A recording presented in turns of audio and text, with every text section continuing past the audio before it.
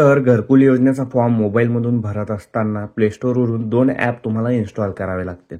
तर पहिला ॲप आहे आधार फेस आरडी. हे इन्स्टॉल करून घ्या आणि हे उघडायचं नसतं किंवा ओपन करायचं नसतं किंवा ते ओपनही होत नसतं. खूप साऱ्या कमेंट्स येत होत्या आधीच्या व्हिडिओमध्ये की हे फेस आरडी ॲप ओपन होत नाही, तर ते उघडतच नाही, हे सुद्धा लक्षात ठेवा. त्यानंतर सेकंड आणि महत्त्वाचं ॲप आहे आवाज प्लस 2024. ज्या प्रकारे मी सर्च केलं तुम्ही सर्च करून घ्यायचं आहे आवाज प्लस 2024. मी आधीपासून इन्स्टॉल केलेलं आहे. इन्स्टॉल करून घ्या. येथे लँग्वेज तुम्हाला ज्या भाषेत समजत असेल ती भाषा तुम्हाला निवडून घ्यायची आहे. जसं की मी इंग्रजी निवडलं. येथे सिलेक्ट बटनावर, परत ओके बटनावर आणि ज्या काही परमिशन मागेल त्या बिंदास देऊन टाकायच्या आहेत. आणि असं का सांगतोय, कारण हे आपल्या भारत सरकारचं ॲप आहे. तर ते सांगितलं जात आहे की सेल्फ सर्वे आणि असिस्टेड सर्वे. असिस्टेड सर्वे म्हणून कोण लॉग इन करतं, जे ग्रामसेवक आहेत ग्रामपंचायतीचे ते. आणि सेल्फ सर्वे मधून आपण इंडिव्हिज्युअल कोणीही फॉर्म भरू शकतं. मग सेल्फ सर्वेवर तुम्हाला क्लिक करायचं आहे. येथे तुमचा आधार नंबर टाकायचा आहे आणि ऑथेंटिकेट या बटनावर क्लिक करायचं आहे. आता येथे पाहू शकता तुमचा फेस तुम्हाला स्कॅन करायचा आहे अशा प्रकारे.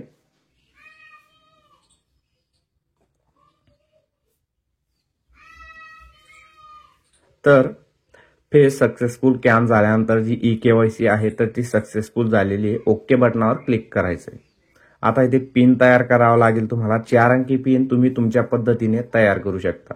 पिन टाकत असताना 4 अंकी पिन टाका, त्याला रिपीट खाली टाका आणि क्रिएट पिन या बटनावर क्लिक करा आणि तुमचा थंब वगैरे मागेल तुमच्या मोबाईलनुसार ते तुम्हाला देऊन टाकायचं आहे.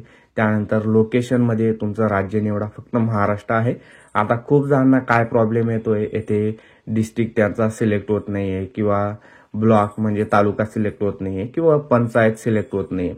हा प्रॉब्लेम का येतोय, तर जे जुने मोबाईल आहेत लोकेशनसाठी जास्त ओल्ड जे मोबाईल आहेत त्यांच्यामध्ये ते सिलेक्शन करत असताना प्रॉब्लेम येतो. इथेच नाही तर फॉर्म भरत असताना सुद्धा प्रॉब्लेम येत असतो. आणि महत्त्वाचं जे जास्त जुने मोबाईल आहेत किंवा ज्यांच्यामध्ये कमी रॅम आहे, कमी स्टोरेज आहे, अशा मोबाईलमध्ये हे आवाज प्लस हे ॲप ओपनच होत नाही. एक्झाम्पल म्हणून तुम्ही पाहू शकता. एक जण माझ्याकडे आलेला होता आणि त्याच्या मोबाईलमध्ये अशा प्रकारचा प्रॉब्लेम येत होता. असा प्रॉब्लेम तुमच्या मोबाईलमध्ये पण येत असेल, याचा अर्थ तुमच्या मोबाईलमध्ये एकतर रॅम कमी आहे, एकतर तुमचा मोबाईल जुना आहे. तुम्हाला जास्त रॅम वाला जो मोबाईल असेल तो घ्यायचा आहे, जसं की कमीत कमी 8 ते 12 GB रॅम, लक्षात ठेवा. आणि ओल्ड मोबाईल असेल त्यामध्ये प्रोसेस होणार नाही. आता इथे तुमची पंचायत सिलेक्ट करून घ्यायची आहे. त्यानंतर तुमच्या गावाचं नाव सिलेक्ट करा आणि प्रोसीड या बटनावर क्लिक करा. आता अशा प्रकारे एक डॅशबोर्ड तुमच्या समोर ओपन होत असतं. आता इथे 2 ऑप्शन आहेत आणि तेच आपल्याला वापरायचे आहेत. ॲड एडिट सर्वे आणि अपलोड सेव्ह सर्वे डाटा. तर सर्वात आधी ॲड एडिट सर्वे यावर तुम्ही क्लिक करायचं आहे. आता या ठिकाणी कुटुंब प्रमुखाची माहिती भरायची आहे. Name of the head. आता तुमच्या कुटुंबामध्ये जोही कुटुंब प्रमुख असेल किंवा ज्याला तुम्हाला कुटुंब प्रमुख बनवायचं असेल त्याची माहिती भरायची आहे आणि त्याचं आधार कार्ड प्रमाणे नाव टाकायचे. स्पेलिंग मिस्टेक होऊ द्यायची नाहीये, नाहीतर शेवटी आधार व्हेरीफाय होत नसतं. त्यानंतर त्याचा आधार नंबर. आता जॉब कार्ड नंबर. तर जॉब कार्ड नंबर तुमच्याकडे जर का नसेल तर तो कसा काढायचा त्याचा व्हिडिओ आधीच आपण टाकलेला आहे. किंवा तुमच्या कुटुंबात तुमचे वडील असतील किंवा तुम्ही असाल तर तुमचा एक कुटुंबात एकच जॉब कार्ड असेल तरी तुम्ही फॉर्म भरू शकता. आणि तुम्हाला तुमच्या वडीलच्या नावावर घरकुलचा फॉर्म भरायचा आहे आणि तुमच्या स्वतःच्या नावावर घरकुलचा फॉर्म भरायचा आहे. तर दोघांचे जे जॉब कार्ड आहेत तर ते वेगवेगळे लागतील. मग अशा परिस्थितीत तुम्हाला तुमच्या ग्रामपंचायतीमधून तुमच्या स्वतःच्या नावाचं नवीन जॉब कार्ड तयार करून घ्यायचं आहे. आणि नवीन जॉब कार्ड कसं तयार केलं जातं त्याची पण माहिती आपण त्या व्हिडिओमध्ये दिलेली होती. आता जॉब कार्ड नंबर टाकत असताना तो कसा टाकायचा त्याचं एक्झाम्पल तुम्ही बाजूला पाहू शकता. याच सिरीजमध्ये तो जॉब कार्ड नंबर तुम्हाला टाकायचा आहे, चुकू द्यायचा नाहीये. त्यानंतर येथे जेंडर तुम्हाला सिलेक्ट करायचा आहे. SC ST कॅटेगरी आणि अदर. तर SC ST वाल्यांनी त्यांची कॅटेगरी सिलेक्ट करा. जे ओपन असतील OBC NT VJ SBC other category वाल्यांनी अदर सिलेक्ट करायचं आहे. त्यानंतर तुमचं जे काही वय असेल ते टाका. Marital status. आता लग्न न झालेले मुलं फॉर्म भरू शकतात का, तर हो, लग्न झालं नसेल तरी फॉर्म भरता येत असतो, कारण ते ऑप्शन आहे. Never married, currently married, widows आणि सेपरेटेड. तुमच्या पद्धतीने जो ऑप्शन असेल तो तुम्हाला सिलेक्ट करायचा आहे. आता येथे name of father, name of husband. तर येथे पुरुष फॉर्म भरत असतील, पुरुषाला तुम्ही कुटुंबाचा हेड करत असाल तर फादरचं नाव, आणि महिला असेल तर हजबंडचं नाव. अशा प्रकारे तुम्हाला माहिती टाकायची आहे. त्यानंतर तुमचा आधार कार्डला लिंक असलेलाच मोबाईल नंबर टाकायचा आहे. त्यानंतर लिटरसी म्हणजे तुमचं शिक्षण किती झालेलं आहे ते तुम्हाला इथे सिलेक्ट करायचं आहे. ऑक्युपेशन म्हणजेच तुमचा व्यवसाय वगैरे काय आहे ते तुम्हाला टाकायचं आहे. त्यानंतर तुमच्या कुटुंबात किती सदस्य आहेत ते तुम्हाला टाकायचं आहे. जसं की इन्क्लुडेड हेड म्हणजे हेडला धरून तुमच्या कुटुंबात किती लोक आहेत. जसं की येथे मी 2 टाकलं. आता हेडची माहिती भरतोय म्हणजे एक कुटुंबधारकाची माहिती नवीन ऍड करावी लागेल. जर का तुम्ही 5 केलं तर 5 लोकांची माहिती तुम्हाला भरावी लागेल पुढे जाऊन. तर अशा पद्धतीने माहिती टाकायची. तुम्ही अपंग आहात का, जर का एस केलं तर त्या प्रकारची माहिती तुम्हाला भरायची आहे. अदरवाईज नो करा. जर का अपंग नसाल ती माहिती भरण्याची गरज नाही. आता any member with critical illness म्हणजे तुमच्या कुटुंबात कोणी आजारी आहे का किंवा त्याला आजारपण आहे का, भगवान न करो असं हो, परंतु ते सिलेक्ट करायचं आहे. खूप सारे ऑप्शन आहेत.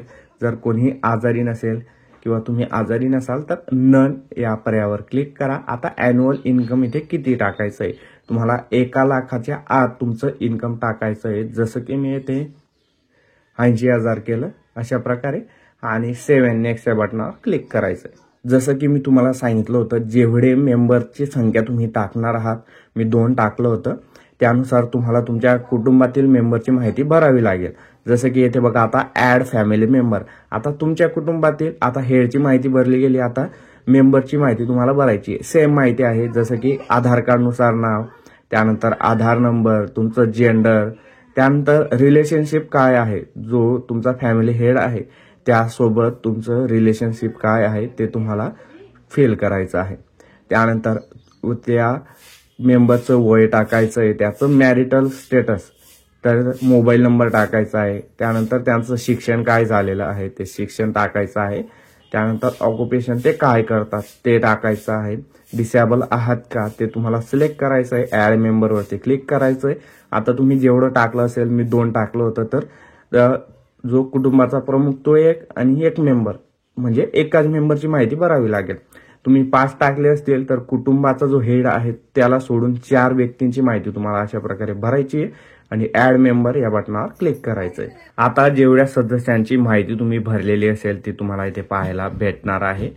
आता तुम्हाला एडिट करायचं असेल एडिट करू शकता, डिलीट करायचं असेल डिलीट करू शकता, कॅन्सल करायचं असेल करू शकता, आणि जर का सर्व बरोबर असेल तर सेव्ह अँड नेक्स्ट या बटनावर क्लिक करायचं आहे. आता इथे पाहू शकता सिलेक्ट बेनिफिशरी. याचा अर्थ कोणत्या व्यक्तीच्या नावावर तुम्हाला घरकुलसाठी फॉर्म भरायचा आहे ते सिलेक्ट करावं लागेल. आता या ठिकाणी इथे दोघी ठिकाणी टिकमार्कचा पर्याय येतोय, परंतु तुमच्या परिस्थितीत एकाच व्यक्तीच्या नावावर येथे टिकमार्क करण्याचा पर्याय असू शकतो. आणि हे जे टिकमार्क करण्याचा पर्याय असतो किंवा बेनिफिशरी सिलेक्ट करण्याचा जो ऑप्शन असतो आपण आपल्या मताने करू शकत नाही, कारण जॉब कार्डवरती जी माहिती असते तर ते ऍक्सेस करत असतं आणि त्यानुसार येथे टिकमार्क करण्याचा ऑप्शन येत असतो, हे पण लक्षात ठेवा. जसं की हेडच्या नावाने फॉर्म भरायचा आहे या ठिकाणी, तर ते मी सिलेक्ट केलं आणि प्रोसीड बटनावर क्लिक करायचंय. आता टिक मार्क करताना तुम्ही जर का कुटुंब प्रमुखाच्या नावावर टिक मार्क केली असेल तर तुम्हाला केवायसी करण्याची गरज नाहीये. म्हणजे सुरुवातीला आपण जशी लॉग इन करताना केवायसी केली, आणि जर का तुम्ही जो कुटुंबाचा मेंबर असेल त्याच्या नावाच्या समोर टिक मार्क केली असेल, म्हणजेच त्याला बेनिफिशरी निवडलं असेल, तर तुम्हाला केवायसी करावी लागणार आहे. माझ्या परिस्थितीत मी कुटुंब प्रमुखाला टिक मार्क केली, त्यामुळे ते केवायसी करण्याचा पर्याय आला नाही. परंतु तुम्ही जर का कुटुंब मेंबर बेनिफिशरी म्हणून निवडला असेल तर येथे तुम्हाला केवायसी करावी लागेल. तुमचा फेस स्कॅन करायचा आहे. फेस स्कॅन करत असताना तुमचे डोळे अशा प्रकारे करायचे आहेत, म्हणजे तो रिअल वाटेल आणि त्यानंतर तो सक्सेसफुली स्कॅन होईल.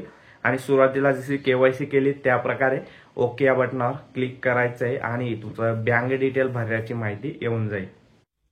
आता ज्या व्यक्तीच्या नावावर टिक मार्क केली आपण त्या व्यक्तीच्या बँक खात्याची माहिती आपल्याला भरावी लागणार आहे. तर यासाठी बघा पोस्ट ऑफिसचं खातं सुद्धा चालणार आहे आणि येथे तुम्हाला कमर्शियल सिलेक्ट करायचं आहे, म्हणजे सर्व बँकांची नावं येथे येऊन जातील. कमर्शियल सिलेक्ट केलं सर्व बँका येथे तुम्हाला पाहायला भेटून जातील. आता इथे ब्रांच, आता ब्रांचचं नाव सिलेक्ट करायचं आहे किंवा इथे बघा IFSCI कोड दिलेला आहे तो एकदा चेक करून घ्यायचा आहे. आणि तुमचं जे बँक खातं इथे देत आहात तर ते तुमच्या आधार कार्डला लिंक असणं गरजेचं आहे. येथे बँक अकाउंट नंबर तो कन्फर्म करा आणि बँकेच्या पासबुकवरती ज्या प्रकारे नाव असेल ते टाकून सेव्ह अँड नेक्स्ट या बटनावर क्लिक करा.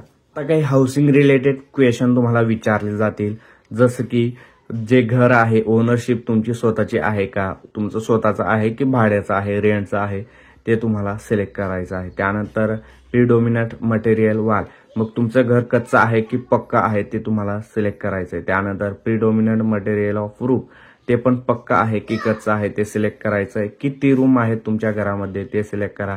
लेट्रिन फॅसिलिटी संडास बाथरूम आहे का ते पण सिलेक्ट करा. मेन सोर्स ऑफ इन्कम, तर मेन सोर्स ऑफ इन्कम तुमचं कोणतं आहे तर ते तुम्हाला सिलेक्ट करायचं आहे. त्यानंतर येथे तुम्ही नो करा, येथे पण नो करा, येथे पण नो करा, येथे पण नो करा, येथे पण, येथे पण, येथे पण, येथे पण. तुम्ही एकदा वाचू शकता, परंतु येथे जर का तुम्ही येस केलं म्हणजे तुम्हाला या योजनेचा लाभ भेटणार नाही, त्यामुळे येथे पण नो करा.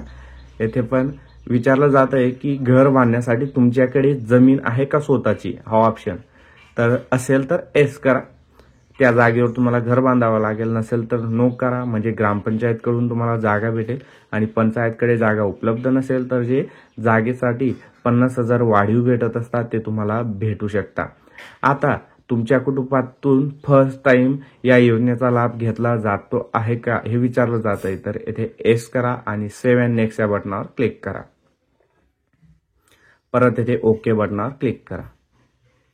आता या ठिकाणी प्रॉब्लेम येत असतो, तर येथे जर का तुमच्याकडे ओल्ड मोबाईल असेल, खूप जुना मोबाईल असेल, तर येथे बघा आता घराचे फोटो आपल्याला अपलोड करायचे आहेत. या ठिकाणी इमेजवरती तुम्हाला क्लिक करायचं आहे आणि तुमचा कॅमेरा अशा प्रकारे ओपन होऊन जाणार आहे.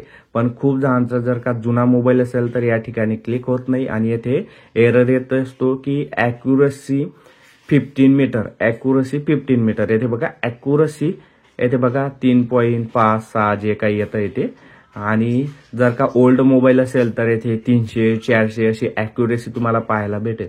याचा अर्थ तुम्हाला लेटेस्ट मोबाईलमधून फॉर्म भरायचा आहे किंवा फॉर्म भरला जात नसेल तर ग्रामसेवकाकडून फॉर्म भरून घ्यायचा आहे.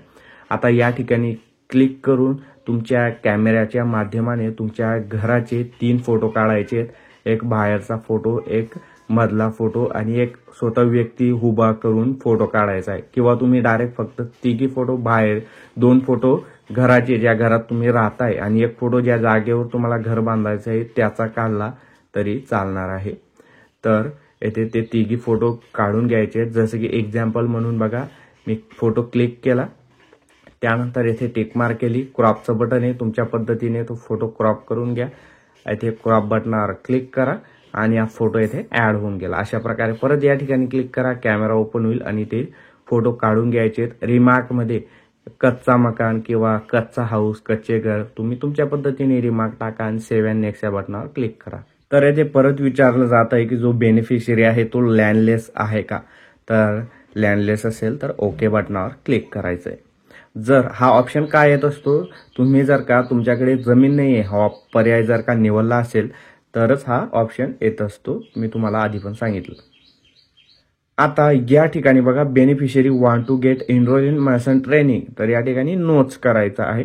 त्यानंतर तुम्हाला कशा प्रकारचं घर बांधायचं आहे किंवा घर हवं आहे त्याचं स्ट्रक्चर तुम्हाला इथे देण्यात आलेलं आहे. तर तुम्ही हा 1 नंबरचा पर्याय सिलेक्ट करा किंवा तुम्ही तुमच्या पद्धतीने सुद्धा येथे सिलेक्ट करू शकता. मी 1 नंबरचा पर्याय सिलेक्ट करा आणि प्रोसीड या बटनावर क्लिक करायचं आहे.